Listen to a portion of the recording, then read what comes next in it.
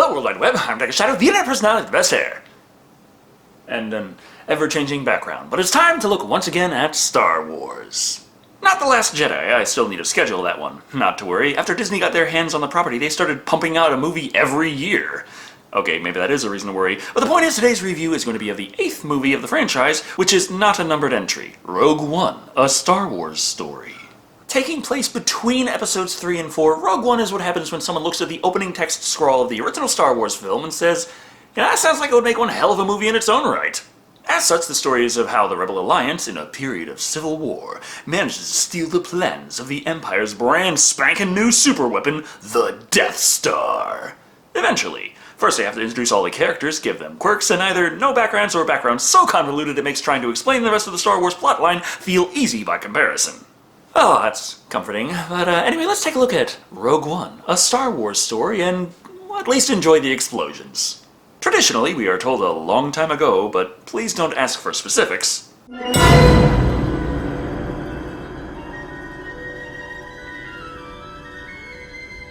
That's a first. Did my ripping software fuck up or something? Apparently not. There is no giant booming John Williams music or text scroll for this movie. The first part because they didn't get him, and the second, because.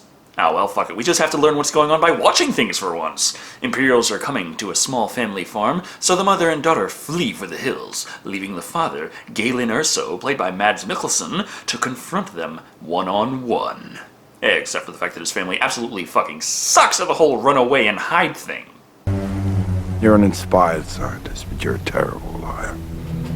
Now, I admire the effort, I really do. Yeah, when his daughter was told to go to that secret hiding place, evidently she thought that was 50 feet away, chest down in the tall grass. And her mother thought that hide from the Imperials means rush straight the fuck at them. That shit only really works if you have plot armor or the Force. Either that or we're supposed to believe she really thought the best way to keep her husband safe was to pull a gun on these motherfuckers. Surprising no one, this was a terrible idea. And now his young daughter, who has 2 different actresses based on 2 different ages, so fuck trying to figure that one out, must run and hide! You know, like she was told to do in the first place. No bother, there's one of those handy-dandy back doors to a Skyrim dungeon nearby, granting her a sanctuary in what appears to be from the outside to be nothing more than a pile of rocks. For a while, anyway. My child. Go. But don't worry, Saul Guerrera, played by Forrest Whitaker, happens to be a friend of the family. And also working for the Empire. But, well, there's a lot of stuff that happens past this point and to the next thing they show us that they don't ever bother explaining, but, well, that means it can't be that important. As after the title screen finally arrives, boom! She's all grown up and bunking with mind flayers in an Imperial prison. Fuck how or why, also not important. We've got to introduce more characters, like our rebel hero man, Cassian Andor, played by Diego Luna. He meets up with another member of the rebellion, ranting about how an Imperial pilot defected, but said pilot has word of some insane super weapon the Empire was creating that could kill entire planets. Problem about blurting this out is that there are lots of stormtroopers patrolling this area, so a quick few blasts later and surely more are on their way. This is a problem for our friend as he's far too injured to make a swift getaway. Calm down. Calm down. We'll be alright.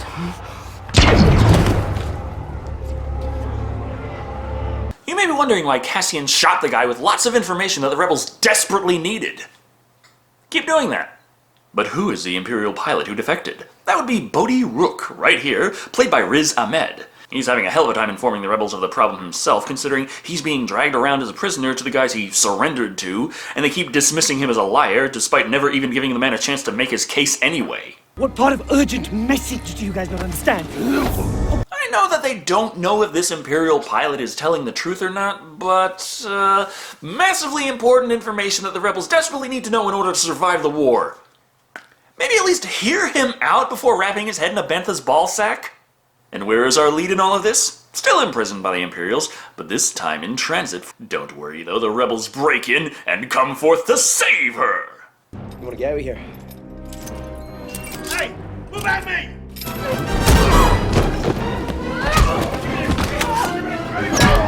Unfortunately for them though, she also seems to be one of those characters who enjoys doing the exact opposite of what makes sense in any given situation. Her escape from her rescuers is pointless anyway, considering she's motherfucking choke-slammed by K2SO, played by Alan Tudyk. This means she gets brought straight to the secret rebel base on Yavin 4. Guess we need another in-between cool before we get any action on Dantooine. And we finally learn why they brought her there. Personally, I'm more interested in why Dr. Light is there and where the fuck Mega Man is hiding, but the point is, Jin has been living under an alias to keep the Imperials from knowing she was in fact the daughter of an Imperial officer, but still worked for them on and off and ended up on the wrong side of the law anyway, but fuck it. Her overly complicated backstory isn't that important anyway. Just the daughter of Galen part. Seems a defective Imperial pilot was sent by Galen to spread word and warning about the planet-killing superweapon Galen has been working on. Thus, his daughter is the best means they have to maybe contact the man somehow and authenticate the story. And if I do it, We'll make sure you go free. You weren't the ones who arrested her. Or is your plan to just straight up kidnap the bitch if she doesn't do what you tell her? Our heroes, ladies and gentlemen. Whatever the case, she agrees, and we see that she is paired up with our roguishly handsome secret murderer from earlier, and our snarky not C-3PO, K2SO. They handwave his sarcasm as a side effect of reprogramming him from being an Imperial droid to one that works for the Rebellion, but either way, he is probably my favorite character in the whole movie. Of course, I tend to like the ones that point out bad decisions so I don't have to. Would you like to know the probability of her using it against you? It's high. It's also said that Anthony Daniels, who played C-3PO in, like, every Star Wars movie, including this one in that painfully restrictive costume, wasn't too happy that here comes this new motherfucker stealing his thunder in a goddamn mocap suit looking like he's wearing a yoga onesie. So they head out and we get to see that the Imperial pilot has finally managed to get an audience with Saw Gerrera. Sort of. The guys who brought him in just straight up lie about how it went down, and they keep talking over him instead of listening to what he has to say, but fuck it, Forrest Whitaker's the one who has the final say in how this goes.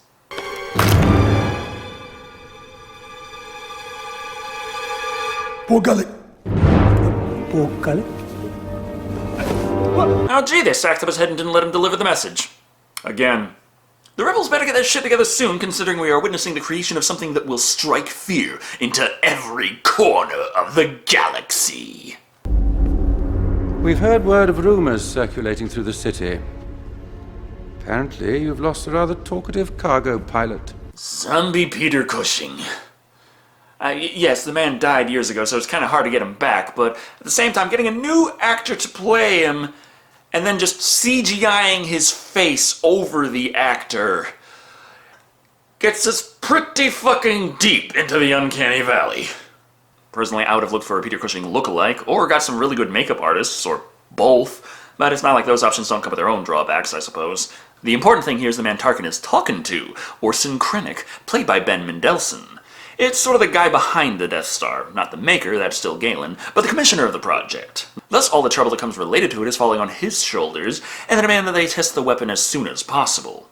In other news, our heroes have reached Jeddah, and figure the reasoning behind the Imperials taking all the Kyber crystals from the local temple must be to fuel the superweapon. As if to ensure I don't care about their adventure, they opt to leave the droid behind before we teleport over to our Imperial defector's ordeals. Before even questioning him about what he knows, our heroes have decided to use their miniature Lovecraftian horror to just suck the truth straight from his brain, so they know they can trust the information. The unfortunate side effect is that one tends to lose one's mind. From the brain sucking or the being tied to a chair on the receiving end of all of those tentacles, because that looks plenty traumatizing on its own. Oh well, back to the adventure in the city. Hey, you just watch yourself. No. We don't want any trouble, sorry. Okay, so now we get cameo appearances from random Cantina dwellers too. Does every Star Wars sequel have to be Lion King 1.5? Well, we finally find out what the plan was for dragging her all the way to this planet. Forrest Whitaker knows female lead, so they hope that'll be enough to get him to tell them what he knows. There's also a random introduction of an obviously going to be important later blind monk, Chirrut Imwe, played by Donnie Yen. As I said though, important later. First they have to reach what's left of the temple. Going through the city though, might have been a really bad idea.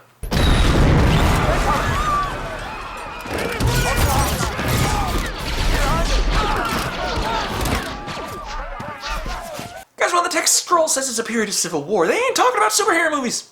Thus everyone begins shooting the fuck out of each other, and our heroes have to do whatever they can to survive.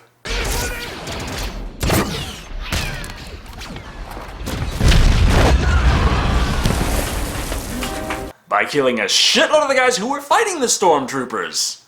I mean, it does look, to be fair, like they were doing it to make sure that the main guys wouldn't be caught in a crossfire, but at the same time, that's really not going to make the best first impression.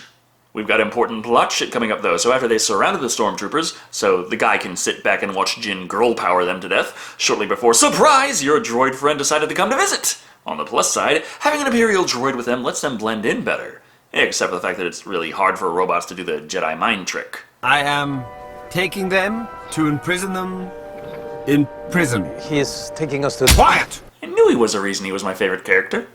Unconvinced, the stormtroopers intend to take their prisoners from here and run some diagnostics on K2SO.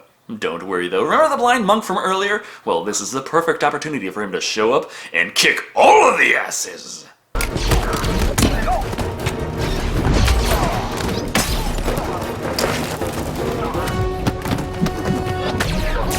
Martial arts in a Star Wars movie. Well, that's not bad, and personally, I actually really enjoy how this character is an example of someone who is clearly Force-sensitive, but obviously not a full-blown Jedi or Sith. But what's a blind Super Ninja Power Monk character in your fantasy adventure if they don't have the big brutish bodyguard character who follows them around everywhere? This would be Blaze Malbus, played by Wen Jiang. It's a good thing introductions don't take very long, considering the local rebel faction isn't too happy with the fact that these guys just so happen to kill a fuck ton of their men. But Jin's claim to be the daughter of Galen makes her demands to see Saw somehow something they care about. Still gotta give him the sack treatment, though. Are you kidding me? I'm blind! They're an equal opportunity crime syndicate. The rest of the guys are dumped into cells, while the lead gets to have their chat with Forrest Whitaker. Seems she was serving in his unit for the Imperials under an alias and resented how he abandoned her one day, but he says it's because people were starting to figure out who she really was, but who really cares either way. Honestly, it changes nothing. He still has no fucking idea why she came and assumes it's to kill him, despite the fact that the Imperial pilot he was brought, who he subsequently drove to insanity to ensure was telling the truth about the message from Galen, brought a fucking message from Galen. Better watch it fast, because the Imperials have decided to test that little super weapon on that particular Imperial city they were just in. No bother, she hears the most important part about the weapon. Galen made it under duress, but put a secret weak point in its design that nobody noticed the whole time they were putting it together. The reactor. One blast to any part of it will destroy the entire station. Destroying the main reactor will destroy the entire space station! Just like any space station. You probably also noticed this already, but the Death Star just shot the planet. Low setting though, so it's just a super duper nuke, not a planet-killing strike just yet, because otherwise how are the heroes supposed to hop into a ship and escape in the nick of time, with Forrest Whitaker staying behind to be poetically annihilated? And I guess you can feel bad about that if you want. No bother, while in prison, our heroes picked up the Imperial pilot, who was insane, but only for like a line or two, so you can forget about that whole plot point. It never comes up again. What is important is Zombie Cushing is establishing why he's in command of the Death Star in Episode 4, and not Krennic bright and early, by letting Krennic take all the blame for the security problems, but also tell the audience the next leg of the adventure takes place at the weapons research facility on Edu. Krennic going there to question Galen, and our heroes going there for reasons. Jin swears her father turned good and gave the Death Star a weak point that you can strike for massive damage, but the fact that said message blew up with Forrest Whitaker leaves her with a distinct lack of proof for these claims. You don't believe me? I'm not the one you gotta convince. Clearly, considering you're taking her to the planet with her father on it anyway, seems like all she says has no bearing on the plot whatsoever. The monk believes her, at least. I think the fact that they went there specifically to find the information held by the pilot, who is also there, and also says Galen was a nice guy, probably should hold some water, but fuck it. When they get to the planet, Cassian decides to scout ahead with Bodhi and his rifle. The Force moves darkly near a creature that's about to kill. His weapon was in the sniper configuration. He might just be working on some unlocks or perks, I don't know. When they finally reach the lookout point, he turns the pilot away, saying he'll scope it out from here. However much as he likes seeing how far he can pull that trigger without firing the gun, he actually sits back and watches the meeting. Krennic has shown up to accuse someone of Galen's group of conspiring with the enemy. After Galen steps forth and confesses to it in an attempt to save the others... Fire! Like most actions so far, this does fuck all to change anything. However, not only did Jin run down there, not trusting her companion wasn't going to kill her father, but the rebels lost contact with their ship thanks to the rough landing in the storm, so did the logical thing and just sent a squadron to shoot the fucking place up indiscriminately. This means even though the Imperials did not injure Galen beyond a slap, the rebels managed to mortally wound him! So that last bit of evidence she needed about him being good and the weakness in the Death Star they need to know about to save the galaxy, well, fuck it, she's gonna have just as much proof of its validity as she did before they even arrived. Jim. Stardust. Well, I guess there's that, but that was a nickname he gave her as a child, so it's hardly something we needed this scene to establish. The rest of their conversation goes over more stuff we already know, and he dies. Doesn't mean she's not still pissed at Cassian, though, knowing he went up to kill him earlier. She wants to know why. Oh, good, I'm pretty damn confused on that part, too. I had orders. Orders that I disobeyed. But you wouldn't understand that. Well, you're right about that one. So, the rebel higher-ups told you to go find the guy who has the information about a secret Imperial superweapon that can kill everyone and you desperately need to know how to defeat in order to have any hope of winning this war, and kill him. Could someone in this movie do something that makes sense? This is the explanation they give him for all this bullshit that made him look like an Imperial spy to me. He kills rebels, rebel allies, and very important informants because that's just his orders from the rebel higher-ups, so don't question it. This somehow means he's a good guy, and has been all along. Either way, Jin has nothing but her word about this Death Star thing and how it has a weakness, but they need to get the plans in order to know how to exploit its weakness. It sounds like something of dire importance for the future of the war, so the rebels do what we all could have guessed by now. Fuck all! This means Jin realizes if she wants to save the galaxy, she has to do it herself. Well, herself along with a handful of rebels who agree that this isn't something you can just sit around on. Gonna need a call sign for this ship, though. Rogue? Rogue One. Rogue One? Oh, thanks a lot, assholes! Now I gotta figure out another name for the movie! The plans are held on Scarif, a planet surrounded by a shield, with one gate they need to pass security in order to access. Wait a minute. There it is, planet Druidia. And underneath the air shield, 10,000 years of fresh air. Once we kidnap the princess, we can force her father, King Roland, to give us the combination to the air shield, thereby destroying planet Druidia and saving planet Spaceball. Everybody got that? Did Star Wars just reference Spaceballs? Is this reality? Fortunately for our heroes, the Imperial Guards do what everyone's done in this movie, nothing. This allows them to slip past the gate secretly and plan an attack on the Imperial base below. Waiting for the Imperials to board for inspection, they secretly beat the shit out of them and steal their uniforms. Wait a minute. Hey! Those are the guys that stole our uniforms! And beat the shit out of us too! Did they... That can't be coincidence, can it? Fuck it, the point is the important characters enter the base, while the less important fodder they brought along sets up a diversion outside the base. That diversion being all-out war! If you're worried a small fight with a small group against a large enemy isn't convoluted enough for a Star Wars movie, don't worry. Remember how the rebels decided to do jack shit earlier? Well, hearing how Jin ignored their desires and ran off to fight the Empire anyway, they decide, let's bring the whole damn fleet into combat with the Imperials around planet Druidia. But on the inside, our heroes are trying to get into the secret data storage room. This is not working, Kay! Right hand.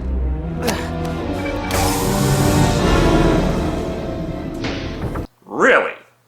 Handprint identification, please. Handprint. Thanks again. You know, fuck it, I shouldn't be complaining. If this movie ends with an 80s comedy-style theme song, I'm gonna love that shit.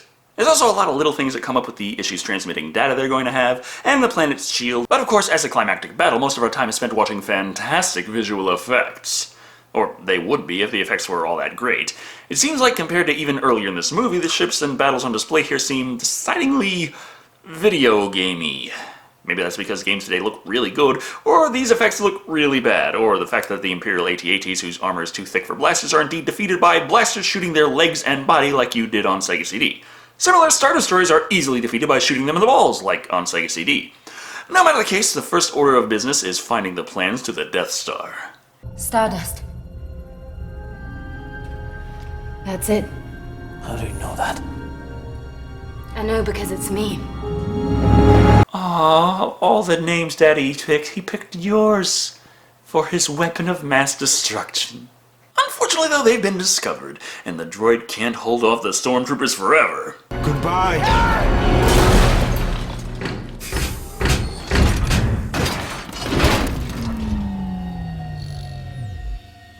Oh. Well, I guess I could just turn off the movie now. I really don't care what happens to any of the rest of these assholes. But this is my job, so I guess I'll keep watching.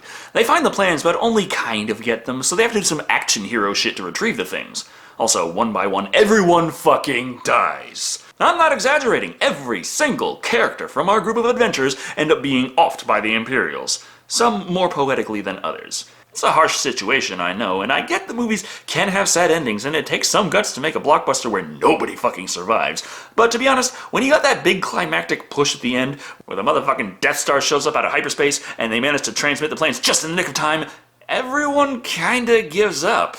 Yeah, the Death Star fired the laser and its big deadly wall of holy shit coming for everyone, but they faced that same threat a couple of planets ago and flew away from it just fine. There's ships everywhere. Try taking one?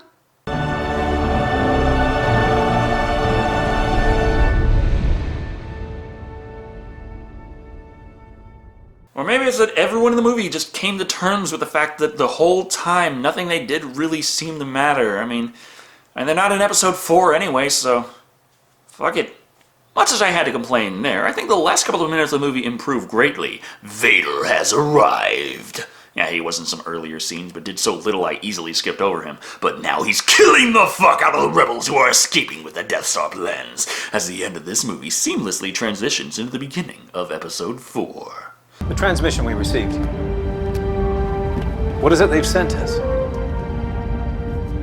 Hope. Uncanny Valley. Those eyes. Also, wait, does this mean that they brought a ship with Princess Leia on it into the war zone earlier? Jesus Christ. Anyway, that was Rogue One, a Star Wars story. Could be worse. It didn't really feel like a Star Wars movie, but I'm pretty sure a good amount of that was intentional. This is the only film in the franchise with no opening text scroll or wipe transitions. They very obviously were going for something different, which this is, kind of. Saying the movie doesn't fit one or another archetype is a tough call, honestly, because it doesn't do all that much to make an identity for itself either. Most of the characters are one-dimensional, and the couple that aren't are not exactly better. Dashing Rogue is killing good guys left and right, but it's because he's a good guy. Been with the rebellion since he was 6. Explanation over. And the other main, Stardust main bitch, her backstory has her having her family taken from her, enlisting with the Imperials, being abandoned again, ending up incarcerated, and all kinds of whatever that doesn't do all that much to change her behavior during the events that unfold outside of her liking her dad a bit more than most. Kay was the most entertaining character to watch, with what little screen time they had, but with possibly the least involved backstory and motivations. Imperial droid reprogrammed by the Rebellion. Blind Monk was a blind monk, Blind Monk's burly friend was Blind Monk's burly friend, and the Imperial pilot had no discernible character arc whatsoever. He's got the same mannerisms and desires to do the right thing at the end as he does in the beginning, and the tentacle temple tampering drove him insane for like 4 minutes.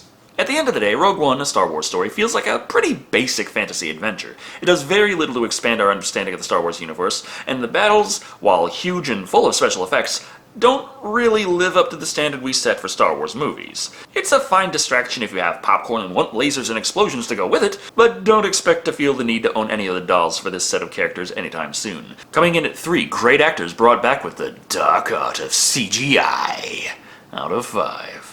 My fiancé thought it was a 2, but personally I really enjoyed the nostalgic bits in it, like the beeps of the mouse droid. But, oh well. Thank you all for watching. I've been Dr. Shado. And remember, if a giant nuke goes off on the horizon and you just so happen to be standing right next to your private jet that is fueled up, engine running, ready to go, maybe actually attempt to get away.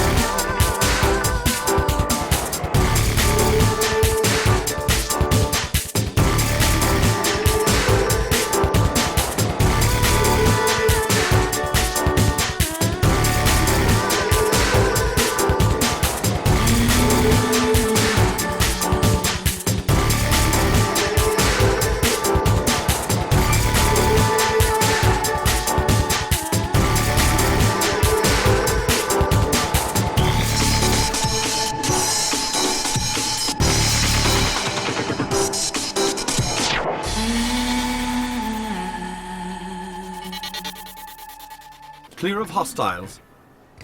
One hostile.